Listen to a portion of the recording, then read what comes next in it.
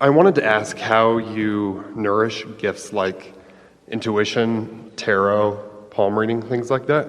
But given the situation or the tragedy that we experienced this week in South Carolina, I would like to know how we can be change makers in this world and how we can be a more positive influence and shape a better world. By turning your attention away from things that take you out of alignment, by focusing upon things that take you into alignment, and then being out in the world as a representation of love rather than hate. How can we do that with influencing your neighbor, but also masses of people? Well, it's no different to influence one than many, because once you accomplish your point of attraction, everyone who's a vibrational match to you will find their way to you. It's about trusting law of attraction and about utilizing your resources as effectively as you can. And by utilizing your resources effectively, we mean tuning in to your source. When you focus upon the tragedy, you disengage from source. You cannot focus upon the tragedy and be in sync with source. So your light's out for a while you're focused on the tragedy. You got your umbrella up so that you're resisting any inspiration that's coming your way. You're deflecting it.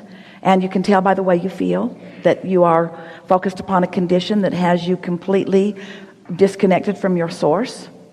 So you have nothing to give under those conditions.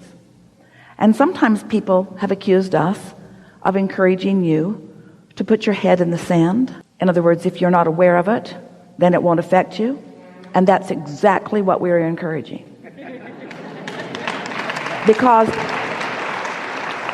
when you, in essence, put your head in the sand, now you have put yourself in what could be a meditative and therefore receptive state, because the conditions are no longer negatively influencing you away from your point of attraction, from your connection, from your alignment, from your source, from your resources. So that head in the sand gives you the opportunity for your cork to float, for your alignment to come, for your clarity to come. Now, the tragedy itself caused you to launch many rockets massively into your collective vortex. Your rockets say, we want a kinder, gentle world. We want a world where people are getting along better. Some are even wise enough to have wished soothing for the killer before he killed. Hardly anybody's thinking about that now. He did a terrible deed. Yeah, his manifestation was completely awful. We acknowledge that. But back there somewhere is someone who wants to be in alignment with source, who has the ability to be in alignment with source. So you want to follow his path, follow his trend? Yeah, let's kill him. Let's kill him like he killed. Let's hate him as much as he apparently hated those he killed. And we say, sort of not working out very well for you, is it? And so the only way into the loving world that you want is to acknowledge that you've put all of that love in your vortex. It exists as a reality. And the way that more and more of you line up with it is by looking there, not elsewhere. Trusting that the violence of the world, that these things that you call tragedies, are the very contrasting experience that has caused you to create a vortex that is causing the world to be better and better and better and better feeling for you. In other words, you don't have to look very far back in history to understand that you are living much differently now. There is much more personal connection with physical well-being and satisfaction in life now than there has ever been. Because every past tragedy and every past bad, awful experience has launched rockets of desire. But it's so interesting that it's the new generation that must be born in order to match up with it, because the existing organization is more interested in focusing upon the reason to hate than on the reason to love, you see. You would be hard-pressed to find someone who could look at this shooter and feel love. And yet Source does. We do. Because we know who he really is, not what vibrational stance he found, you see. Every time someone escalates to a rampage like that. If you are privy to the experience of life that they have lived before, you would see person after person after person pushing hard against that person until they're taking what they feel is the path of least resistance, you see. So we know it's not satisfying, because humans want to fix things in the action world. You want to dig right into the manifestations and make them right. So you want to talk about behavior and action. We don't want to talk about behavior and action. We want to talk about vibration. We want to talk about vibration gone amok. This is vibration gone amok. And if it was tended to unconditionally in a vibrational way, that vibration might not have gained the momentum to go amok. But most humans aren't willing to look at it in the vibrational sense. They want to look at it in the conditional sense. So if someone's a little trouble, push them aside. If somebody's a little trouble, reprimand them more. If someone's a little trouble, lock them up. If someone's a little trouble, make demands of them. And all that happens is that momentum gets stronger and stronger and stronger and stronger until they respond in some way. And then everyone stands back and says, oh, wow, where did that come from? And we say, if somebody had stood out in front of that car when it first got nudged, that's where you want to put your influence. You want to do your best to soothe when something is soothable. And when it's not, get out of the way, because it'll run right over you and it's not your business, you see. So, do you believe, we're asking all of you, do you believe that there is value in contrast? Yes. Do you believe that out of contrast, that rockets of desire are launched from contrast? Do you believe that big contrast launches big rockets? Do you believe that big rockets makes big vortexual changes? Do you feel the bigness of this vibration, and do you want to come into sync with it? And can you feel how when you hate, how you don't come in sync with it? And when you love, you do. So we know your world is a long way from your collective consciousness forgiving rascals who make conditions that upset you. But it's not the forgiving of them we're asking for. It's your forgiving of your own point of attention so that you can align with the love rather than with the hate.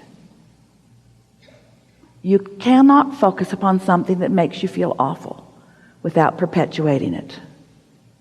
You cannot focus upon something that makes you feel good without perpetuating it. So you just got to decide. And if we were sitting in your physical seats, we were standing in your physical shoes, we would understand from this powerful and important discussion that unconditional alignment is your power. It is your magic. It is your everything. You got to get out of the conditions and into the unconditioned. And then the world is your oyster. And you'll zig and zag and zig and zag and zig and zag. And instead of tragedies that are causing you to launch your rockets, it would be preferences. You don't have to have tragedies to launch rockets. One last thing. We're using your word tragedy. We don't agree with it. But in your vibrational awareness, tragedies of this proportion could not exist if it were not for the sea of hatred that feeds them. And one person with one gun cannot harness enough hatred for all of that. There's so much more to this story than that manifestation. Yeah.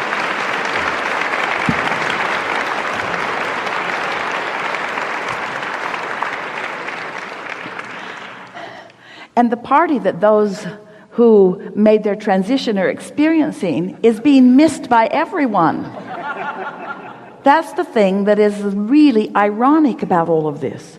The party that is being experienced is being missed by everyone who's determined to find blame in it, you see.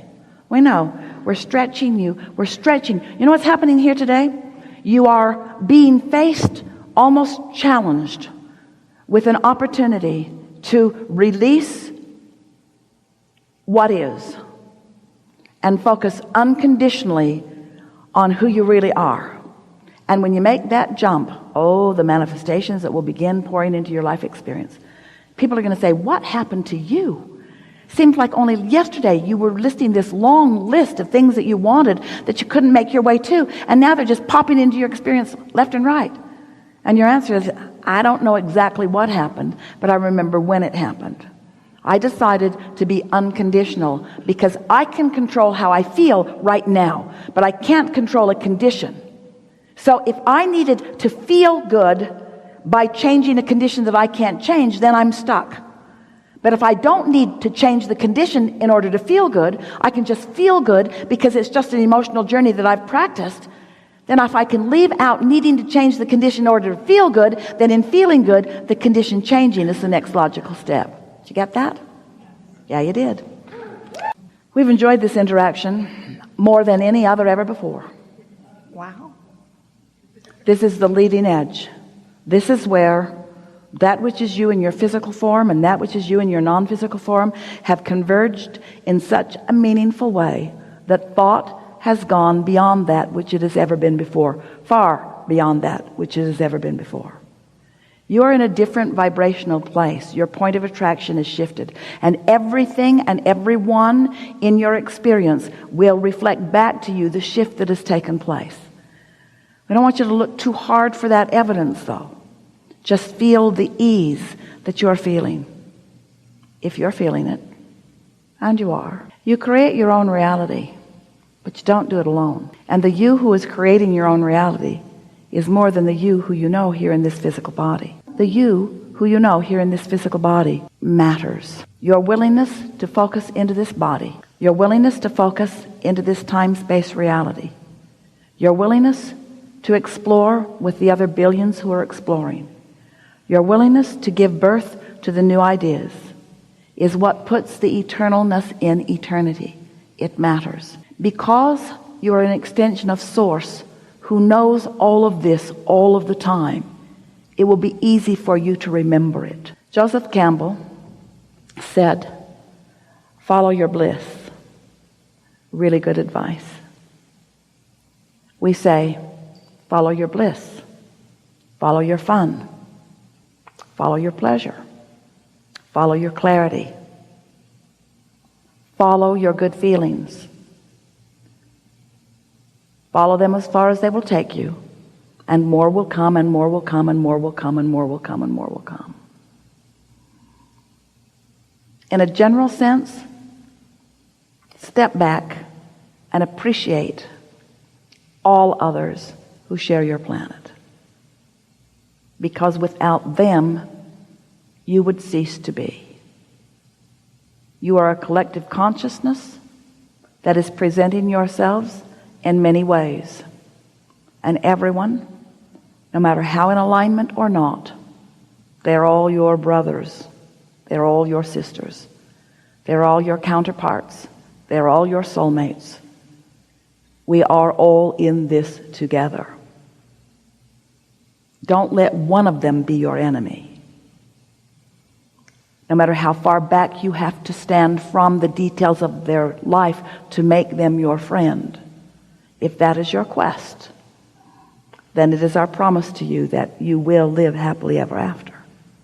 And the details of your experience will bear that out. You are lovers. You are lovers. And a lover's got to love. And a creator's got to create.